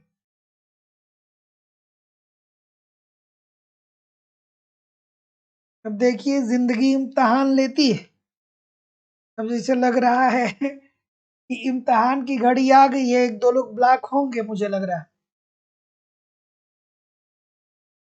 ठीक है। चलिए, इस प्रश्न का उत्तर करिए कि मौद्रिक मजदूरी दर में कटौती किन्सियन विचार के अनुसार श्रम के लिए रोजगार के अवसर नहीं बढ़ाती है। क्यों नहीं बढ़ाती है? इसलिए नहीं बढ़ाती है क्योंकि किन साहब ने ये कहा था कि देखिए, जब रोजगार उत्पन्न करना है ना, तो हमें प्रभावी मांग को बढ़ाना पड़ेगा, अर्थात मांग व पूर्ति को बढ़ाना पड़ेगा। तो किन साहब ने क्या कहा? किन साहब ने ये कहा कि देखिए, अगर जो अर्थव्यवस्था में रोजगार क्रिएट करना है, तो ऐसी स्थिति में मांग व पूर्ति को बढ़ाना पड़ेगा। और मांग व पूर्ति कब बढ़ेगा? जब प्रभावी मांग बढ़ेगा। मतलब प्रभावी मांग ही क्या है? मांग व पूर्ति है। तो जितने लोग भी सी बोल रहे हैं, बिल्कुल ठीक है। मौद्रिक मजदूरी में कटौती रोजगार को बढ़ाएगी, ये क्लासिकल अर्थशास्त्रियों के द्वारा कहा गया था, ये प्रतिष्ठित अर्थशास्त्रियों के द्वारा कहा गया था, ये पीगू साहब के द्वारा कहा गया था। किन साहब ने ये नहीं कहा। किन साहब ने कहा कि अर्थव्यवस्था में रोजगार बढ़ाना है तो मांग और पूर्ति की शक्तियों को बढ़ाइए, अर्थात प्रभावी मांग को बढ़ाइए, ये किन साहब ने कहा था। और मौद्रिक मजदूरी में कटौती करके रोजगार में वृद्धि करिए, ये क्लासिकल अर्थशास्त्रियों ने कहा था। तो किन साहब भैया बहुत आलोचना किए। किन साहब क्या किए? क्लासिकल अर्थशास्त्रियों की बहुत आलोचना किए, बहुत आलोचना किए, थोड़ा सा नहीं बहुत ज्यादा किए। चलिए,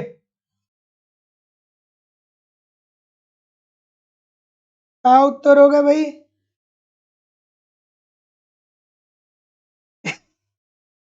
क्या उत्तर होगा? कि आय में वृद्धि के साथ साथ उपभोग की सीमांत प्रवृत्ति घटती जाती है। ये संबंध किन्स के सिद्धांत में महत्वपूर्ण होते हुए भी निम्नलिखित में से निम्नलिखित से संशोधित हुए हो जाते हैं। ठीक है, क्या उत्तर होगा भाई? ऑप्शन नंबर डी, सी, डी, सी क्या बोल रहे हैं? अरे भाई, सब है, सभी लोग हैं। क्या बोल रहे हैं? डी बोल रहे हैं। निरपेक्ष आय परिकल्पना किसने दिया था? निरपेक्ष आय परिकल्पना किसने दिया था? किन साहब ने दिया था। सापेक्ष आय परिकल्पना ड्यूजेनबरी साहब ने दिया था। जीवन चक्र सॉरी, हाँ, जीवन चक्र परिकल्पना मोदी गिलियानी साहब ने दिया था। और अस्थाई आय परिकल्पना फ्रीडमैन साहब ने दिया था। सभी लोगों ने सुधारा था भैया। तो जितने लोग भी डी बोल रहे हैं, ठीक बोल रहे हैं कि आय में वृद्धि के साथ साथ उपभोग की सीमांत प्रवृत्ति घटती है। ये महत्वपूर्ण है, लेकिन फिर भी इसको सुधारने का कार्य कौन कौन किया? सापेक्ष आय परिकल्पना के अंतर्गत किसने किया था सापेक्ष आय परिकल्पना? ड्यूजन बरी साहब ने। अस्थाई आय परिकल्पना किसने दिया था? मिल्टन फ्रीडमैन साहब ने। जीवन चक्र परिकल्पना मोदी गिलियानी साहब ने। अगला, निम्नलिखित में से कौन सा कथन किन्सियन उपभोग फलन के लिए सत्य नहीं है? अरे भाई, अभी तो देखा गया था कि सीमांत उपभोग प्रवृत्ति औसत उपभोग प्रवृत्ति से कम होती है। चलिए, बताइए कितने लोग सहमत है हमसे? कितने लोग सहमत हैं हमसे? कितने लोग सहमत हैं मुझसे, बताइए।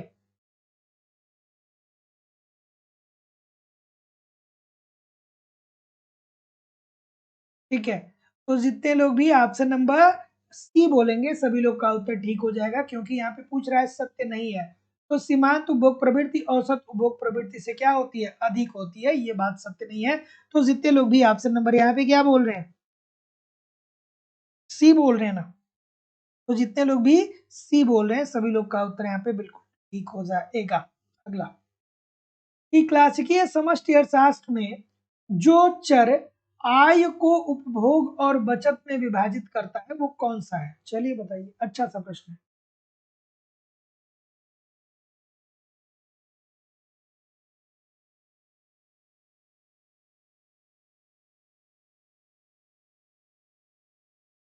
क्या उत्तर होगा?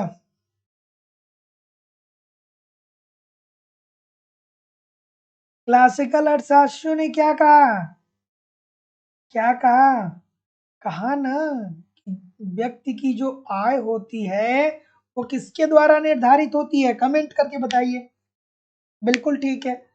सॉरी, व्यक्ति का जो बचत होता है, व्यक्ति की जो सेविंग होती है, वो वो किसके द्वारा निर्धारित होती है? ब्याज दर के कारण। क्लासिकल अर्थशास्त्रियों को पढ़े हैं, ये नहीं जानते हैं तो फिर क्या पढ़े? क्लासिकल अर्थशास्त्रियों ने क्या कहा था? कहा था ना कि आप अपने पैसे को बचत करिए, सेविंग करिए, बचत करिए, ताकि भविष्य में आपकी निवेश क्षमता बेहतर हो पाए। इसी बात को जब किन साहब ने आया तो क्या कर दिया? क्रिटिसाइज इनकी कर दी, आलोचना कर दी। किन साहब ने कहा कि जब आप बचत करेंगे तो कैसे निवेश बढ़ेगा? बचत नहीं करना है। तो लेकिन अगर जो क्लासिकल अर्थशास्त्रियों की बात करें तो इनका ये कहना था कि बचत जो है वो व्यक्ति को करना चाहिए, और बचत ज्यादा कब होगा? बचत ज्यादा तब होगा जब ब्याज दर कम होगी, और बचत कम कब होगा? जब ब्याज दर ज्यादा होगी। ठीक है, तो इस प्रश्न को का उत्तर अब आप बताइए। बिल्कुल ठीक है, बिल्कुल ठीक है, बिल्कुल ठीक है। थोड़ा आराम से करिए, गलतियां हो रही हैं। ठीक है, तो जितने भी महानुभाव ब्याज दर की बात बोलेंगे सभी लोग का उत्तर ठीक हो जाएगा। डी होगा ना भैया? डी होगा ना? तो डी जितने लोग भी बोल रहे हैं ठीक बोल रहे हैं। अगला, आईएसएलएम विश्लेषण ढांचे में मुद्रा परिमाण में वृद्धि से क्या होगा?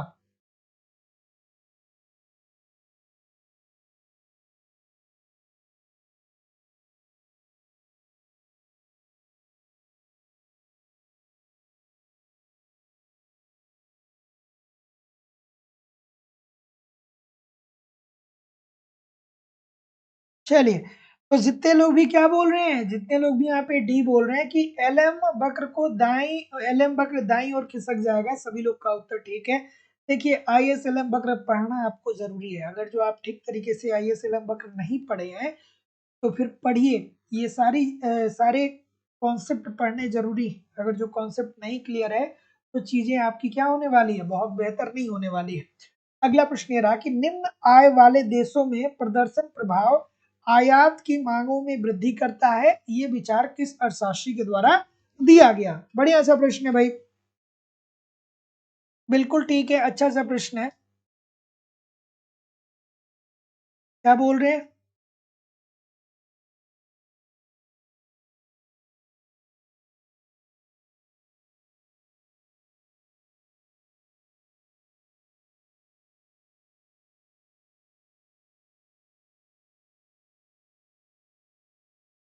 ठीक है, तो जितने लोग भी क्या बोल रहे हैं कि निम्न आय वाले देशों में प्रदर्शन प्रभाव आयात की मात्रा में वृद्धि करता है ना? जैसे हम क्या करते हैं, क्या करते हैं भैया, क्या करते हैं?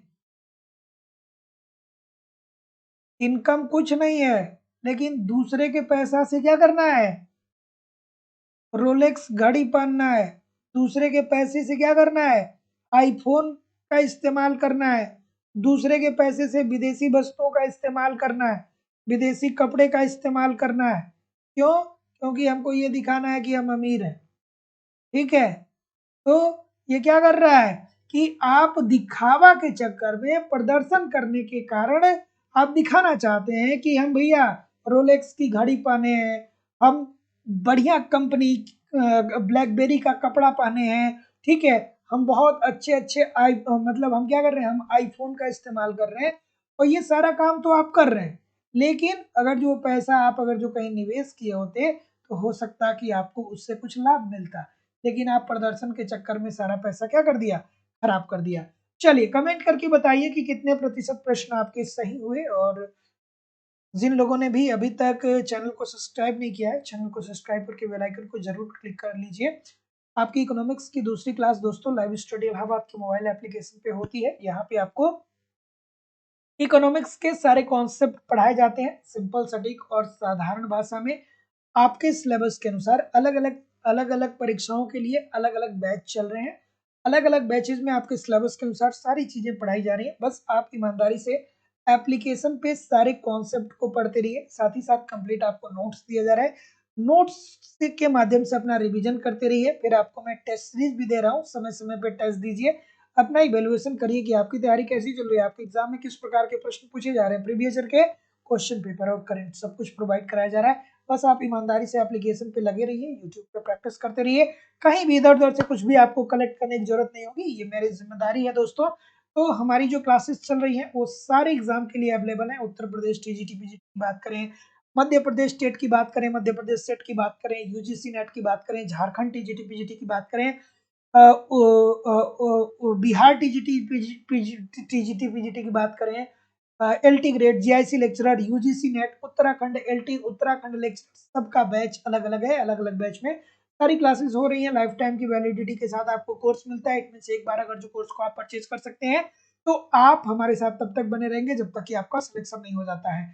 डिस्क्रिप्शन बॉक्स में जाकर के एप्लीकेशन को डाउनलोड करके डायरेक्ट भी कोर्स को परचेज कर सकते हैं, या अगर जो वहां से डायरेक्ट नहीं परचेज कर पा रहे हैं तो Madhya Pradesh state, Madhya Pradesh SET, UGC NET और असिस्टेंट प्रोफेसर की फीस 2500 रुपए है। Uttar Pradesh TGT PGT, Jharkhand TGT PGT, Uttarakhand LT, Uttarakhand lecturer, साथ ही साथ दोस्तों बिहार टीजीटी पीजीटी और अन्य परीक्षाओं की फीस केवल और केवल 2000 रुपए। तो सिंपली एडमिशन लेने के लिए आपको इस नंबर पे 9415 863 873 इस नंबर पे गूगल पे, फोन पे या पेटीएम के माध्यम से आपको अपनी फीस पेमेंट करनी होगी और इसका स्क्रीनशॉट आपको इसी व्हाट्सएप नंबर पे सेंड करना होगा। किसी भी इंक्वायरी